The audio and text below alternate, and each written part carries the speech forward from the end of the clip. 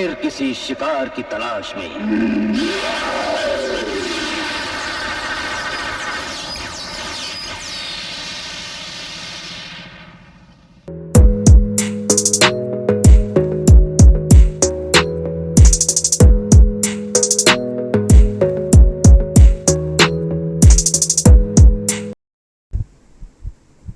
भारत की डरावनी शैली भूल भुलैया 2 से लेकर नागिन तक रामसे ब्रदर्स का बहुत बड़ा योगदान है, जिन्होंने न केवल इसे हिंदी मनोरंजन में पेश किया बल्कि इसके सबसे बड़े निर्माता और निर्देशक भी बने।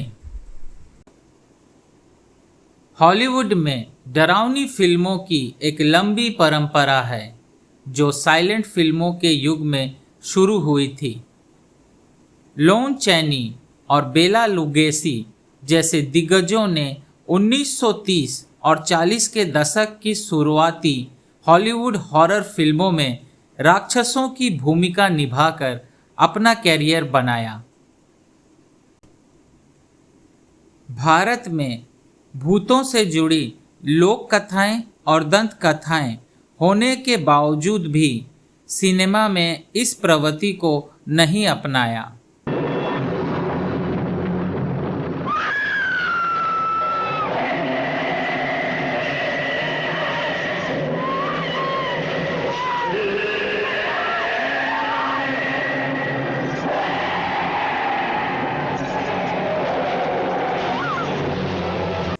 वास्तव में 1970 के दशक तक बॉलीवुड ने अपनी पहली 3 घंटे लंबी वाली हॉरर फिल्म नहीं देखी और ये अप्रवासी सिंधियों का परिवार ही था जिसने भारत में डरावनी क्रांति को जन्म दिया।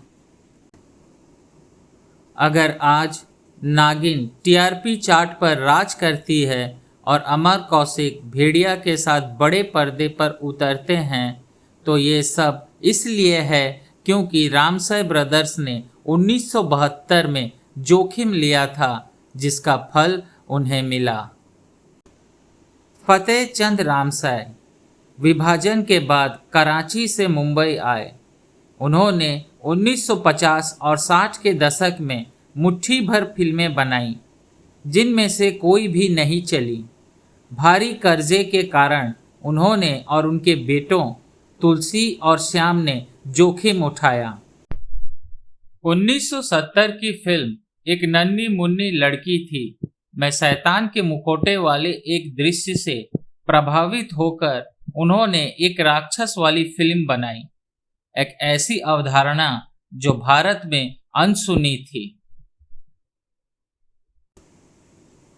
ऊट पटांग टाइटल वाली फिल्म 2 गज जमीन के नीचे हिंदी की पहली हॉरर फिल्म थी।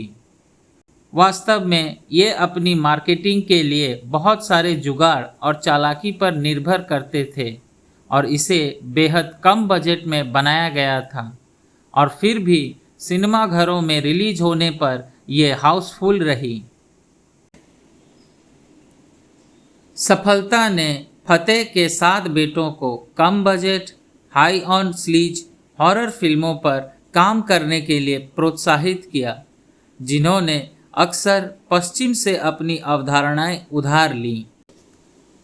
बप्पी लहरी ने संगीत तैयार किया और लता मंगेशकर और किशोर कुमार ने गीतों को अपनी आवाज़ दी। रामसे अब मुख्य धारा के फिल्म मेकर्स बन गए थे। उनकी फिल्में कभी भी ब्लॉकबस्टर नहीं रही, लेकिन वे निश्चित रूप से ट्रेंड सेटर थीं। उनकी पिछली फिल्मों की सफलता ने अन्य निर्माताओं को हॉरर शैली के साथ प्रयोग करने के लिए प्रोत्साहित किया, जिसके परिणाम स्वरूप राजकुमार कोहली की 1979 की मल्टी स्टारर जानी दुश्मन बॉलीवुड की पहली हॉरर सुपरहिट फिल्म रही। इस फिल्म में सुनील दत्त, जितेंद्र, शत्रुघ्न सिन्हा, रेखा, संजीव कुमार, नीतू सिंह, विनोद मेहरा और अमरीश पुरी जैसे हिंदी सिनेमा के दिग्गज कलाकारों ने अभिनय किया। 9 करोड़ की कमाई के साथ ये साल की दूसरी सबसे ज़्यादा कमाई करने वाली फिल्म थी। इस शैली को मुख्य धारा के रूप में स्थापित करने के बाद रामसाय ब्रदर्स ने अब 1985 में भारत की पहली 3D हॉरर फिल्म सामरी को ऑडियंस के सामने रखा।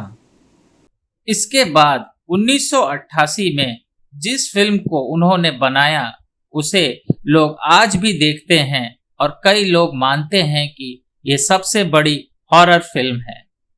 वीराना। ये फिल्म VHS और केबल में सुपरहिट साबित हुई।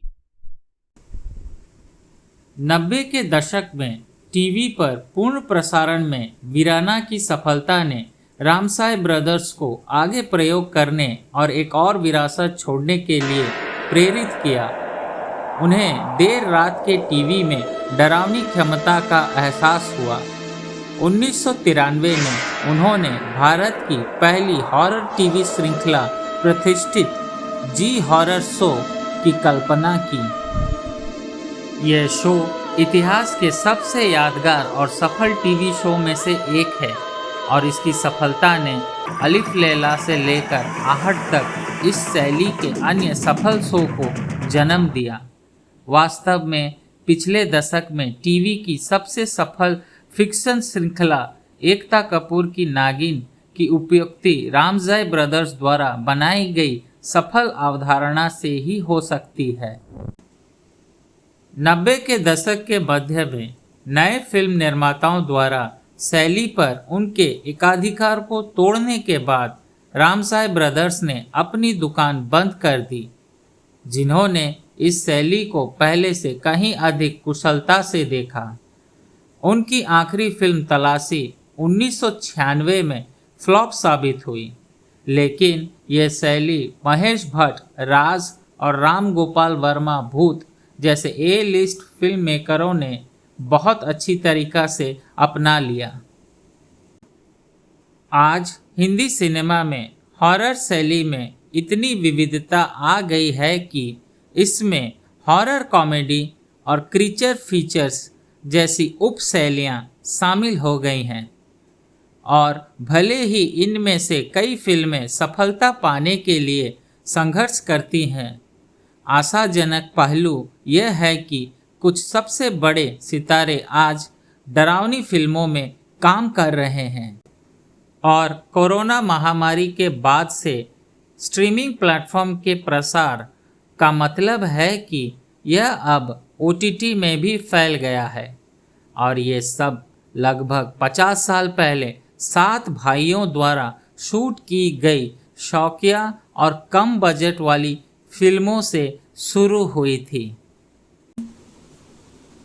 दोस्तों, आपको आज का ये वीडियो कैसा लगा कमेंट करके ज़रूर बताना और ऐसे और वीडियोस देखने के लिए हमारे चैनल को सब्सक्राइब कर लेना।